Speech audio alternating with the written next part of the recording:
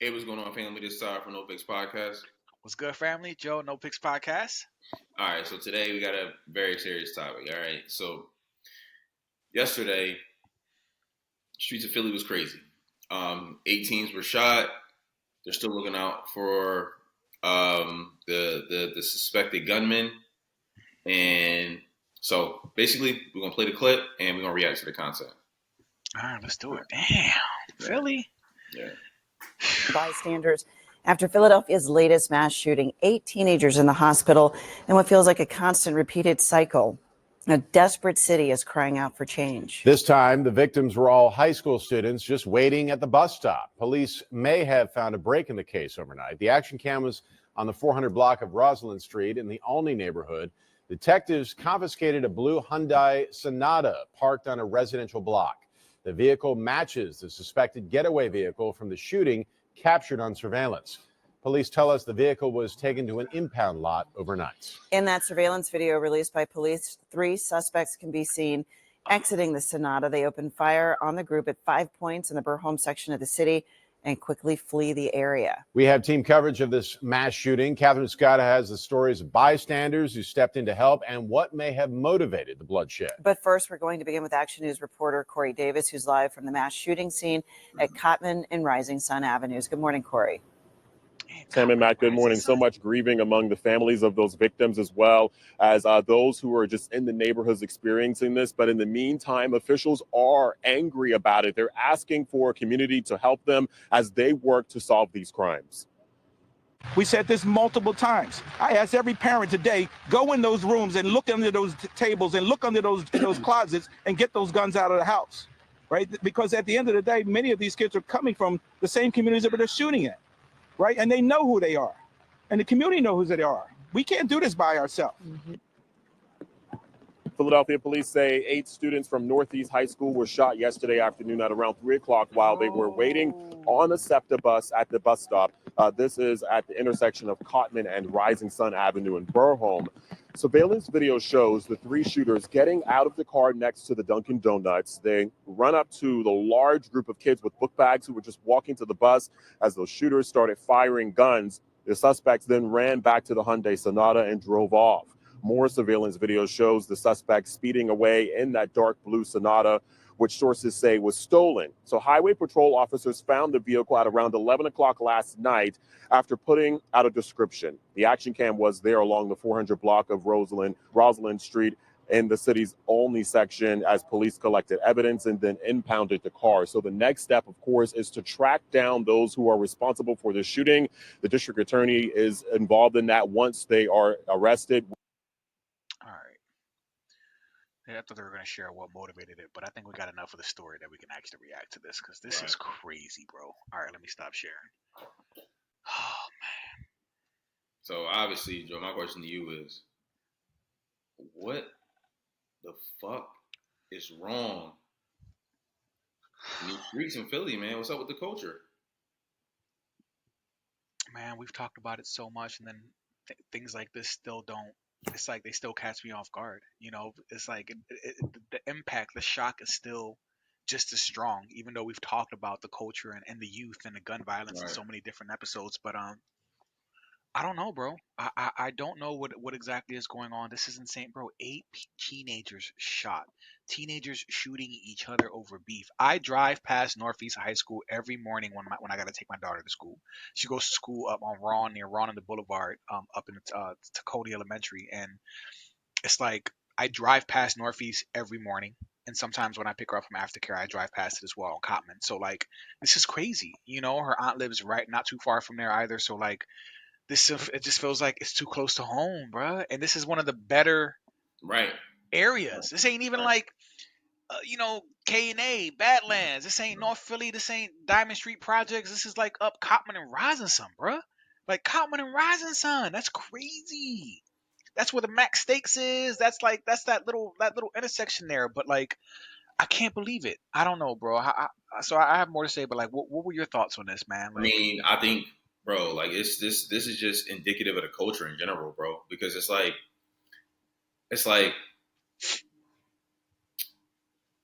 the commissioner said something interesting, right? He was like, "Yo, you know these people, right? Like these people are in your neighborhoods. You know, parents, y'all need to check under their beds, stuff like that for these weapons, for these the clothes that they were wearing or whatever the case is. Yeah. But that's not gonna happen, bro, because our culture doesn't champion justice. Right. Really think about that shit, bro. Like our culture is like anti-justice. So it's like the people doing all this stuff and committing murder and shooting at random kids in a crowd. It's just we look the other way. The good people, the people who would consider themselves good that don't do this stuff will look the other way. Like, okay, well, it ain't my problem. Ain't my kids, ain't my cousin. I don't know these people, so F it. Right. And that's crazy to me because, like you said, the Northeast, for people who don't know about Philly, right? I'm born and raised in Philly, Germantown specifically, right? When you're in Philly, South Philly, West Philly, Germantown, North Philly, these places, they all aspire to go to the fucking Northeast so they can like get out of crime, right? Like that's the place where people without money, like that's the place that people with money go to live to separate themselves from the criminals, right? And that's in Philly, right? It's like that's just how Philly has always been. However, now we see that first of all, the Northeast hasn't been safe for quite a very long time, right? This ain't nothing new. Wow, bro. But to see this in the Northeast is kind of like, damn, like I know. Commissioner said it is the commissioner said it, and when he said it, it made me think, like, bro, like he's right. You know who these people are, you just won't tell on them. Right. You won't get them off the street. Yeah, because someone knows who they are. Some family member, a cousin, a friend, a neighbor, like they know who this is, but they ain't gonna say nothing. But the thing is, so he did say that, but how? All right, so I don't want to deviate off the topic, but like when he said that, it makes me think of like witness protection, because then the thing is, if you snitch or you say something, then that means and they know that you're the person or the family who said something, they could try to kill you. They don't have that. We don't have that kind of organization, bro. Like we're not. I think that's something to be worried about. If it's the mob back in the 90s, sure. Then it's like, okay, cool. You probably should shut the fuck up. Right. But no, we don't have that kind of organization. You that's go usually to jail, the fear. Your cousin will be mad, and they will post on Instagram, or they'll post on Facebook, and they say, "Oh, we hate this dude because he's a snitch." That's it. That's as far as it goes. There is no organized effort to like get these people. No. I'm not believing that. That's not a thing, bro. Okay. Well, that seems to be one of the concerns as to why people don't want to confess, because it's like, okay, I'll talk, but now my family is vulnerable, and y'all not going to help me. You know, I disagree. I don't think that's a legitimate concern. I think it's just not cool in our community. Okay. It's uncool. If you snitch, then you're corny. So it's just I don't think that the people fear retribution from the person that they snitched on, or the family of the people that they snitched on, because whatever. I think that they fear being called corny by the other people that didn't snitch. So no, I don't agree with that, and I don't think there's any fear of them. It's just fear of them looking corny. Right. That's true. That it's funny. I feel like we don't often make this distinction, right? But when we talk about the hood, or like places that have like these, not the hood, but like places where we are like a lot of poverty or a lot of gun violence, people don't. There's two. So like there's a hood dude and there's a street dude. So there's a dude who maybe was born in Germantown or Diamond Street projects, lived around there, but he didn't hustle drugs. He didn't have a firearm. He didn't beat people up. He didn't play the knockout game, but he was around it, so he was exposed and he saw everything. You know what I mean? And then there's the street dude who lived in the area and was hustling on the streets and was catching bodies and was doing this. And you know what I'm saying? So there's a difference between a hood dude and a street dude. And I feel like we don't often make that distinction, not we, but generally speaking. Right. And I think that's part of the problem, is that these street dudes live by the street code. But the thing is, just because I'm in the hood doesn't mean I'm not a gangster.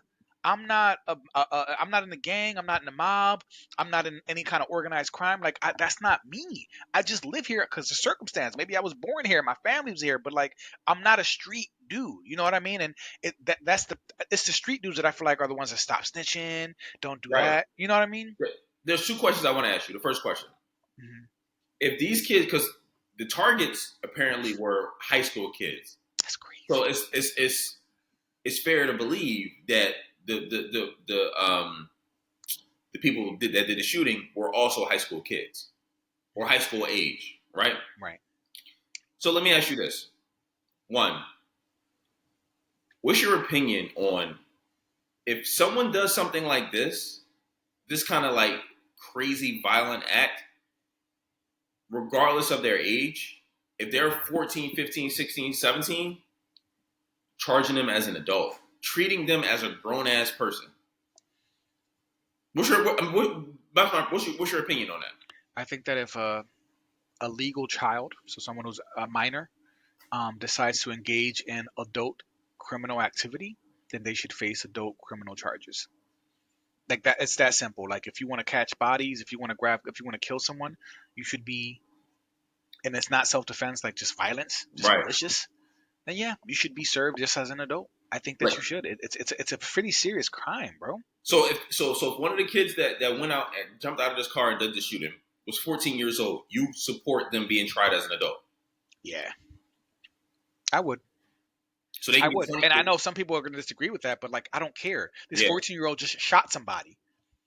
I can't trust you out here. Clearly, I Right. can't trust you to stay home because your people's raised you some type of way or didn't raise you. But, no, you get booked and you can stay there for life. This is my second question to you. So if we don't have an appetite as a community, right, or as a society to charge 14-year-olds with adult crimes, what's your opinion on the parents being charged just like they did the crime? Right. Wow. That's tricky. That's tricky. I usually I would say, well, if you can't get the kid, go for the parents, right? Because remember that one kid who took his parents' gun and went to school, and I don't know if he killed anybody, but he shot somebody. And the parents, there was a mass shooting. It was one of the mass shootings, and then the parents got booked as well. The kid got booked, and the parents got locked up, right? Mm. So there are some cases where we've seen where like the parents were also, facing some kind of punishment for their child's behavior. So it has happened, but I think I'm okay with that. I'm okay with that. Actually, I don't know, bro. It's a slippery slope. It's really hard. Like, Listen, I'm okay if the cops were like, listen, if we don't charge your son or your daughter, we're charging we got to you. charge you. So you get to choose as the Right. adult. Like, we come for you or your son. Which one? That I'd rather that be the case instead of being like, all right, well, we just want to go for the parents. Because what if the parents had nothing to do with it? This is the thing, though. This is a parenting issue. If you were if it's a parenting issue. It is from the ground up. So the parents should be held accountable, in my opinion. If you're not going to hold the 14-year-old accountable, you should hold their parent accountable. And guess what? Right. I guarantee you, parents will start parenting better. I guarantee you, they'll start parenting differently. They'll be like, listen, you can't turn out to be a monster and just let you out every day and you inflict pain on the world. Right. No, you need to be held accountable for this, because if you're not, I'm going to be held accountable for this. Right. And not just and I completely agree with you. I feel like we could also apply that to schools, because parents don't raise their kids, or just let the streets raise them, or let the TV raise them, and then they come to school acting crazy, acting ridiculous, fighting, and then they, it's like the parents have no consequence. It's just like, your child is a menace, and he's been suspended, he's been in detention, he's been kicked out, he's been expelled, and the parents are still out there, still being ratchet, still being stupid, still being them, and they don't face any consequence. You know what I mean? So it's just like, even when it comes to school, like, how do we hold parents accountable for some of this stuff? Because teachers can't do everything. So even in that area too. But no, I agree with you, bro. They should be liable. It's a parenting issue. It really is. I've never once want to pick up one. Well, I mean, when I was younger, didn't want to like pick up a gun and just kill somebody. Right. I could have been mad at somebody. That thought has never. But why? Because I was raised Right. to be a. I was raised like that. Thought has never crossed my mind, bro. I accept all responsibility for what the things that my kids do. Like straight up, as you should. If they turn out like my oldest now, he's having some disciplinary issues in school, whatever. But guess what? I reach out to his teacher and I'm like, listen, I'm here. Like, you can contact me. I mean, I don't want you to think I'm one of the parents that's just like, okay, well, what you calling me for, bitch? Like, no. Right. I take a lot of pride in this shit, and I'm like, yo, like, my children are not going to turn out to be scumbags, and if they are, it's on me. Yeah. If they turn out to be failures, it's a failure on my part. Right. So I will eat that 100% because it's no one has a bigger influence on you on their children than the parents. Right. It's not society's fault. You know, of course. I mean, people of our color love to blame society, right? It's like, oh, well, it's society's fault. Like, no, nigga. If you were a better parent, this wouldn't happen. Maybe you just weren't cut out for the job and you just failed at the job. And if that's the case, and your failure turned into someone losing their life, then you should be held liable for that because you're like, it's on you. It's your fault. Yeah. No, It's indirect. It's indirect, but it's still your fault. Right. I've always, for the longest time, I believe that your children are byproducts of their parents. So whatever, like your child is your product. So if your product is out there and it's a menace or it's ratchet or it's rebellious or it's all these things and causing issues, it reflects on the parents. It really, really does. Not everything, because at a certain point, kids will start doing whatever they want to do. But like, if you instill good values in them, or at least raise them right when they're younger, they're less likely to engage in activity like that, bro. Like, but no, I agree with you, and this is sad because I feel like Philly is now turning into Chicago. They call it Chirac. Now we got Philadelphia, Pennsylvania. Like, you know what I mean? Like, Philly's becoming like Chirac, and it's sad, bro. It really, really is. But listen, yeah. Let's end it here. Listen, family, like, comment, subscribe. Tell us what y'all think. We would love to have a conversation about this. People from Philly in particular, but the world in general. You know what I mean? Somebody from Australia want to have a conversation, we cool with it too. But yeah, I mean, tell us what y'all think. Tell us if y'all think it's the culture, if it's the parents, if it's the man.